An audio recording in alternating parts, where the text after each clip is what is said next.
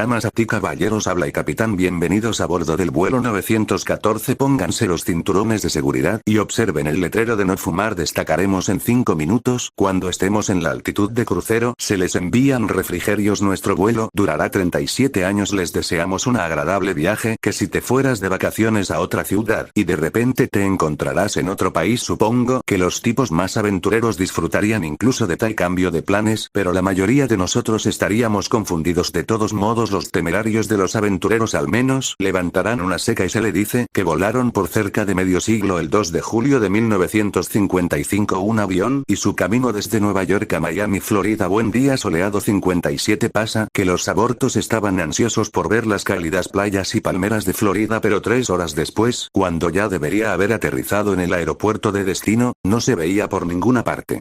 Los radares de la torre de control en Miami no mostraron ningún avión que se acercara. Y tampoco he recibido señales de socorro. El control de tráfico aéreo se contactó con la torre de Nueva York. Recibirán una respuesta desconcertante. El vuelo 914 simplemente desapareció de los radares en el aire. Todo indica a que el avión se había perdido. Control de tráfico aéreo no podía comunicarse con los pilotos con la radio. El DS-4 se desvaneció en el aire. Tiene carrasco que sí mismo ni de ninguna de las personas a bordo.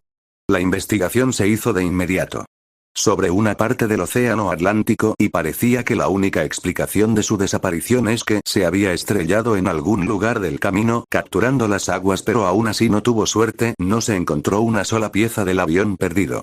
Los investigadores, consternados, 61 personas, pasajeros, matriculaciones, simplemente desaparecieron con una enorme máquina voladora.